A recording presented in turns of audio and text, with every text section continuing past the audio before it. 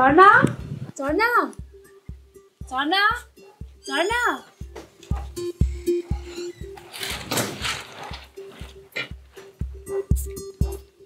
काजीबा झर्ना खोइ त ए सपना तिमी झर्नालाई खोज्दै आयो कि झर्ना त हिजै मामाहरु गई त झर्नालाई भेट्न भनेर आएको झर्ना त घरमै रहेनछ म पनि लागे काजीबा ठिकै छ झर्ना 3-4 दिन पछि आउली अनि त्यसपछि भेटौली नि त म पनि यसो बाहिर जान लाए ल है त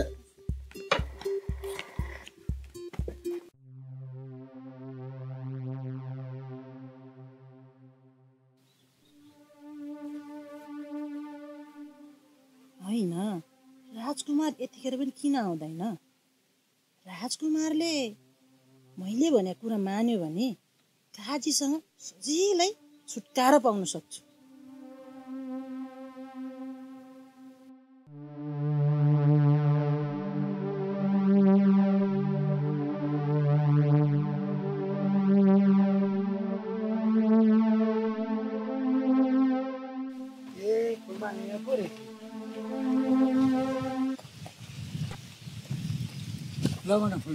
किन बोलायो राजकुमार मैले किन बोलाएको भने त्यो कुरा तिमीलाई पनि थाहा छ नि के हो त्यो कुरा स्पष्ट छ भन त फुलमाया के कुन भन्ने कुरा के पनि होइन राजकुमार कुरो प्रष्ट छ अनि के कुरा हो प्रष्ट भन नि त हेर राजकुमार मैले काजीसँग गरेको सेटिङ तिम्रो सहयोगमा गरेको हो भन्ने कुरा तिमीले राम्रोसँग बुझ्नुपर्छ काजी र मेरो सम्बन्धमा फाटो आएको छ काजीले जुन बेला नि जे पनि गर्न सक्छ त्यसकारण काजीले दिएको सम्पत्ति सुन चाँदी सबै रामेश्वरको घर पछाडि गाडिसके राजकुमार अनि भन नि त फुलमाया तिमीलाई गोप्य रूपमा सहयोग गरेकै छु के गर्नु पर्यो हेर राजकुमार अरू कुरो केही थाहा छैन काजीको घरको आन्तरिक कुरा तिमीले मलाई सुनाउनुपर्छ काजीको चाल अनुसार बाघ चाल हामी दुईजना मिलेर खेल्नुपर्छ ठिक छ तिम्रो मेरो कुरा कसैलाई पनि थाहा हुनुहुन्न काजीले थाहा पायो भने मार्छन् त्यो कुरो त मलाई नि थाहा छ राजकुमार तर यो कुरा काजीले थाहा पायो भने खेल खत्तम तिमी ढुक्क हो फुलमाया त्यही अनुसार काम गरौँ लागौँ अहिले ल त्यही अनुसार काम गरौँ है त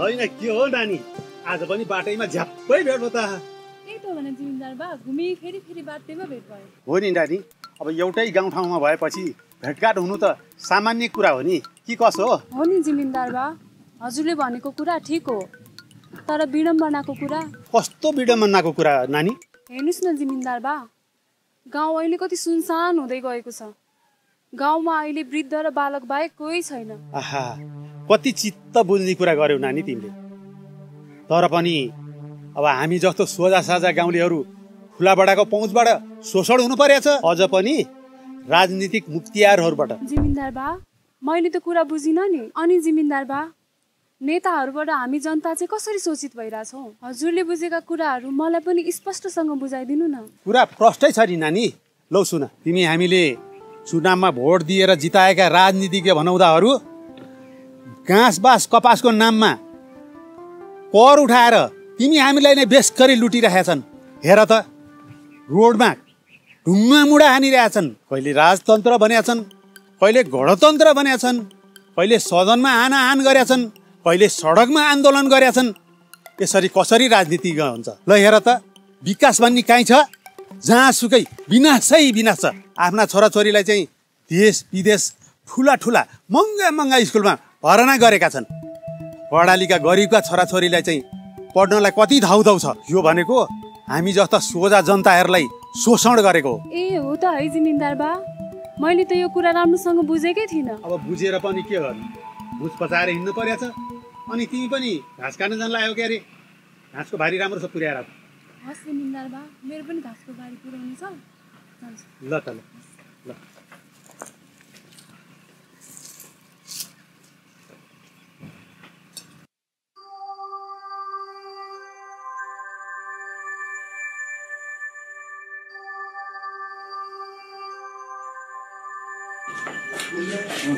दिदी सन्चै हुनुहुन्छ सन्चै छु खाना खानुभयो त अनि तपाईँको भयो मेरो नि भयो आज कता हिँड्नुभयो त यसो हजुरलाई भेटौँ भनेर आएको मलाई भेट्न आएको रे के रहेछ त्यस्तो काम? सुन्नु न फुलमाया दिदी, यसो एउटा कुरा सोधौँ भनेर हजुरलाई। एउटा कुरो सोध्नु पर्ने थियो रे। के कुरो हो त्यस्तो उज्याले? साँच्चै अहिले बजारमा सुनको भाउ के कति छ होला भनिदिनु पो पर्यो त मलाई त। बजारमा सुनको मूल्य कति छ रे? होइन, मै सुन पसल जस्तो गरी पो सोध्नु भयो त उज्याले। म किराना पसलको साउनी हो। सुनको भाउ सुन पसलमा गएर सोध्नु, यो सुन पसल होइन। मलाई थाहा छैन सुनको भाउ। होइन फुलमाया दिदी, मैले हजुरलाई कहिले नराम्रो सोचेको छैन। अझ मलाई के लाग्यो भने अस्ति हजुरले बारीमा यत्रो गहनाको पोको बोकेर किन गयो होला भनेर म ताजु परेँ। त्यही भएर हजुरलाई यसो गहनाको बारेमा अन्दाज छ कि भनेर पो सोधे त मैले। होइन, मैले सुन लुकाएको कुरा यो आइमीले कसरी थाहा पाएछि? मैले कसैले थाहा नपाउने गरी लुकाएको थियो त। होइन फुलमाया दिदी, यति भन्दैमा किन टोलाउनु पर्यो हजुरलाई? टोला छैन उज्याली। सुनको मूल्य थाहा छैन, नुनको मूल्य थाहा छ। त्यो कुनै सुन होइन, किचनबाट निकालेको फोहोर गाडेको। ल फोहोर पनि त्यस्तो हुन्छ र? पहेँलो पोते जस्तो ढिका ढिका पो देखेँ त मैले त। जे नहुनु थियो त्यो भइसक्यो। अब फुलमाया फरक तरिकाले सोध्नु पर्छ।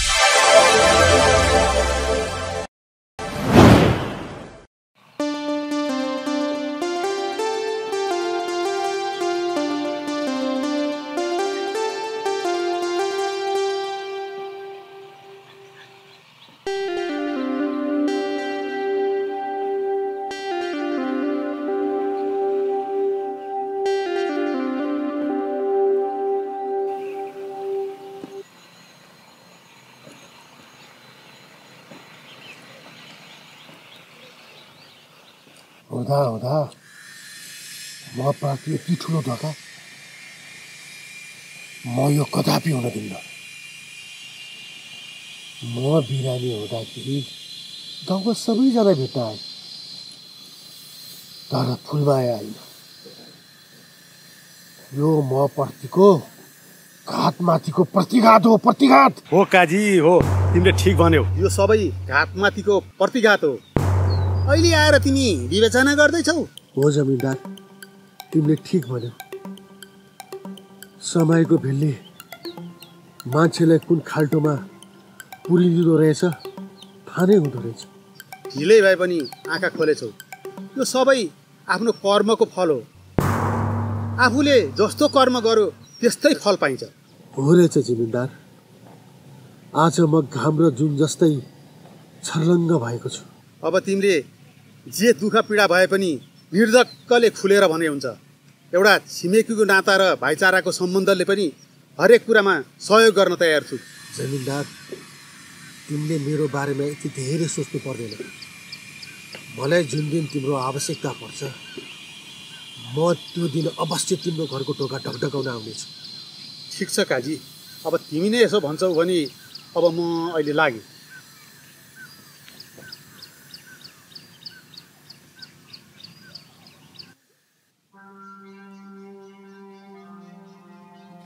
होइन शान्ति, के भयो? टोलाएर बसिरहेको छौ त? टोलाउने बाती ताली परेर टोलाको नि होइन, अस्ति तिम्रो र टिकुलेको किन झगडा भएको? खै के न एक्कासी आएर झम्टी। होइन, तिमीले केही पनि नगरिकन एक्कासी आएर झम्टिन्छ त्यसले? किन भुत्लाकी भन त? त्योसँग अलिकति पैसा लिएको थिएँ, त्यही भएर ठुली भइकी उली नि। अलिकति पैसा लिएको थिएँ अरे, अनि के गर्न लिएकी नि पैसा? घरमा पानी चुहेर जस्ता किनको लागि त्यही भएर लिएको। अनि त्यति पैसा लिँदैमा भुत्लाउँछ त त्यसले? भुत्लाकी चाहिँ किन नि? ब्याज दिइसके, साउ पनि अहिले ले भन्छु, मैले कहाँबाट तिरौँ? ए, त्यही भएर भुत्लाकी तिमीलाई? त्यो काजीको घरमा बस्ने सबै उस्तै हुन्। त्यही भएर त हो नि मलाई भुत्लाकी। त्यति पैसा लिँदैमा त भुत्लाइहाल्नु नपर्ने? अरू पनि केही गल्ती गर्यो कि? किन हुनु नि, पैसाको न्युमा होला, त्यही भएर भुत्लाइ नि। ए, गरिबहरूलाई हेप्ने भनेको त्यही शोषकहरूले नै हो। ए, यो त अहिले त जिम्मेदारी छ। अब मेरो कुरा काटेर बसेपछि तँलाई त नमरी छोड्दिन, तँलाई त नमरी छोड्दिन। होइन के भयो यो टिकुल दिदीलाई एक्कासी किन झम्टा त्यसरी बिचारीलाई? हेर्नु न, काजीले भनेर यसलाई ऋण दिएको मैले झन् उही जिम्मेदारीसँग पो मेरो कुरा काटेर बसेको रहेछ त। एउटै गाउँ ठाउँमा बसेर झगडा गर्ने त कसरी हुन्छ? समस्याको समाधान त गर्नु पर्यो त। हो त नि, जिम्मेदारीले भन्नुभएको ठिक हो त नि। एउटै गाउँठाउँमा भएपछि समस्याको समाधान पो गर्ने त। त्यतिकै झगडा गरेर समस्या समाधान मिल्छ? के भएको खास? ब्याज तिरिसके, साउ पनि ले भन्छ, कहाँबाट दिउँ मैले? 30,000 लिएर 20,000 को ब्याज दिन्छस् त्यही पनि मेरै कुरा जिम्मेदारीसँग काट्छस्। के रे 30,000 मैले 20,000 दिएन। बस्नुहोस् त्यहाँ। तपाईँहरू झगडा गर्ने नि यसरी। भोलि आउनु म आठामा, म कुरा मिलाइदिउँला। ल टिकुली हिँड्नु तपाईँ पनि। देख्नु भाउ त मलाई कसरी झम्टन आइ। ल देखे अब सधैँभरि यसरी झगडा गरेर कहाँ हुन्छ। उजेलीले मिलाउँछु भनेपछि भोलि आइज भनेछ जानु त्यहाँ कसरी हुन्छ उजेलीले मिलाउँछु। ल म गएँ अहिले।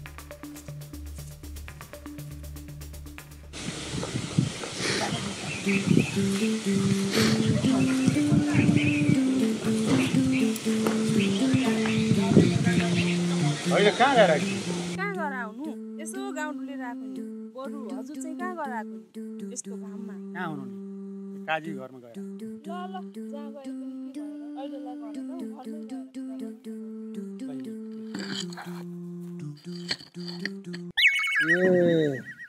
तँलाई त्यस्तो चिन्ता पो परेछ। ल त्यसको बारेमा म केही सोचौँला। हो दाइ त्यसले घाट गरी मलाई शोषण पनि गऱ्यो। त्यो काजीको मैले धेरै काम गरिसकेँ। त्यो काजीको घरमा बस्ने टिकुलीले तिमीलाई त्यस्तो शोषण गरी त्यसलाई अब म के गर्नुपर्छ म गरौँला। दाइ अहिले तत्कालै हतार नगर्नुहोस्। पहिला गाउँ समाज राखेर कुरा गरौँला त्यसपछि सोचौँला नि। बहिनी त नडरा केही पर्यो भनेदेखि मलाई फोन गर्नु अहिले ल जा।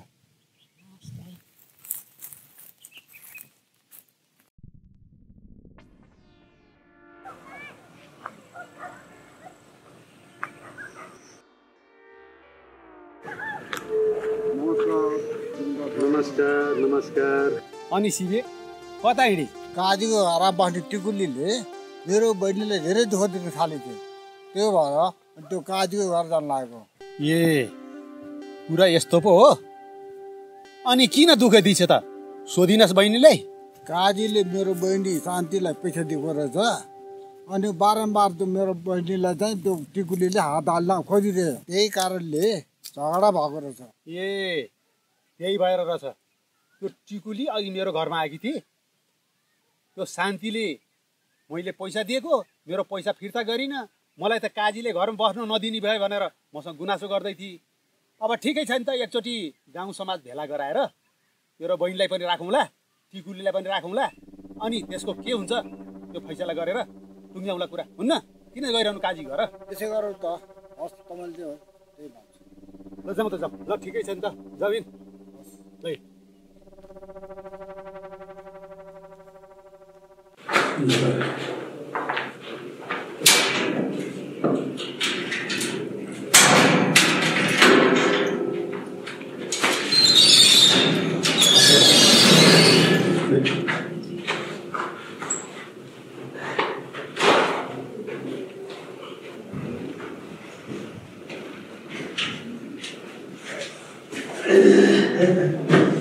हेर न कस्तो गर्मी छ है।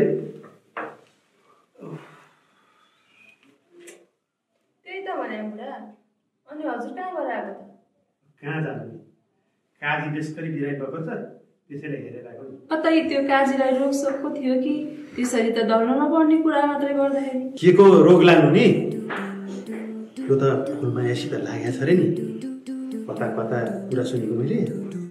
पैसा पनि दियो अरे अनि बिहे गर्ने भनेर गरगहना नि किनिदियो अरे।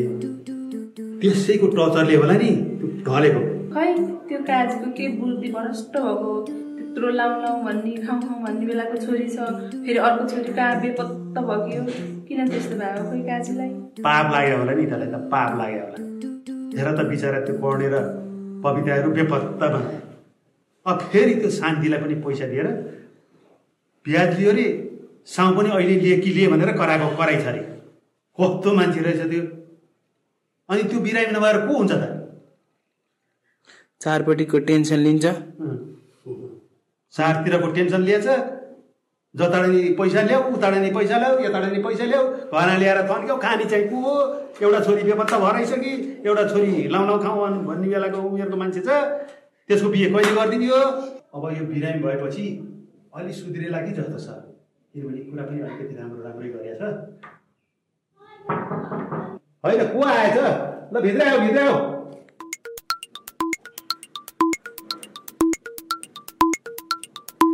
को हुनुहुन्छ जिमदार साहब? म आएको नि। नमस्कार। नमस्कार नमस्कार। होइन कहिले नै आउने मान्छे आज एक्कासी किन आयो होला? काजीलाई त ठिक छ नि? ठिक छ जिमदार साहब। लौ न जिमदार साहब, म त ठुलो समस्यामा परेँ नि। होइन है टिकुली, के सङ्कटमा पर्यो? काजी घरमा बसेकी छौ, टन्न खाकी छौ, लाउन पाकी छौ, के को सङ्कट पर्यो? खान लाउन सबै पाएर मात्रै समस्याको समाधान हुँदो रहेछ नि त जिमदार साहब। अनि कुरा के हो त? छर्लङ्ग भन नि त। लौ न जिमदार साहब, शान्तिले अलिकति पैसा मागिदिए भनेर मैले अलिकति पैसा काजीसँग मागिदिएँ। अब शान्तिले तिर्दै तिरिन मलाई त काजीले बस्नु टिक्नु नदिएर म त कस्तो भुमारीमा परेँ हेर्नुहोस् त। अब के गर्ने होला? लौ न केही उपाय दिनुहोस् न। होइन दिन्न भनेर हुन्छ? लिएपछि त तिर्न पर्यो नि। यदि दिन्न भनेर त्यसरी ढिपी गऱ्यो भने भोलि समाज राखेर पनि जसरी पनि दिलाउला। कुरो बुझ्यौ? त्यही पैसाको न्युमा बारीमा गएर भुताल भुताल गरिराखेको थियो दुईजना, शान्ति र ऊ। हो र टिकुली? हो नि जिमदार साहब, अस्ति त्यही पैसाको लागि झगडा भएको। जिमदार साहब नआएको भएदेखि मलाई भुत्लाएर मार्ने रहेछ। ल ठिक छ। अब यदि यो कुरा सत्य हो भने कुरा के हो कसो हो बुझेर गाउँ समाज राखेर यो कुरालाई टुङ्ग्याउनु पर्छ। कुरो बुझ्यौ नि? ल हजुर जिमदार साहब, म हजुरको भर पनि अब अहिले लागेँ है त। ल ल ल जाऊ, राम्रोसित जाऊ, कुनै चिन्ता गर्नु पर्दैन। खै के हो यो काजीको घरको कुरा पनि कहिले के भयो भनेका छन्, कहिले के भयो भनेका छन्। अब अहिले टिकुली आइरहेछ एउटा गुनासो लिएर। अब त्यो के हो बुझ्नु सुन्नु केही छैन आफूले। अब के कसरी सम्झाउने कसरी बुझाउने मैले? ल ल भयो छोडिदिनु। जतिखेर नि अर्काको घरमा गएर के गर्नु, हिँड्नु बोल्नु। ल हिँड्न जाउँ जाउँ।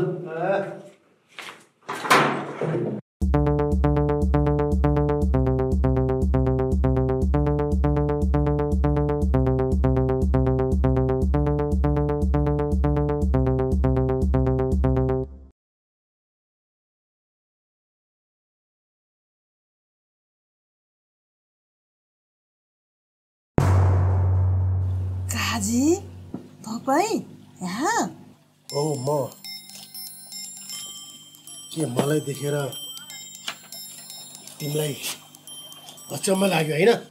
के चिन्ता मान्नु नि काजी साहब, बिरामी मान्छे कसरी आउनुभयो भनेर चिन्ता लागेको नि। चिन्ता लाग्यो रे? त्यो पनि तिमीलाई? मलाई थाहा छ तिमीले मेरो विषयमा कति चिन्ता लिन्छौ भन्ने कुरा। होइन काजी साहब, मेरो विश्वास लाग्दैन। विश्वास? तिमीलाई त मैले कति विश्वास गरेको थिएँ, तर के गर्नु, सक्कली सुन्ने नक्कली भएपछि। अनि एउटा कुरा फुलमाया, तिमीले असली रूप त मलाई देखाइसक्यौ नि होइन र? कस्तो असली रूप देख्नुभयो काजी साहब? मेरो रूप त जहिले नै यस्तै हो। तिम्रो त दुईटा रूप रहेछ, दुईटा। एउटा बाह्य रूप, अर्को आन्तरिक रूप।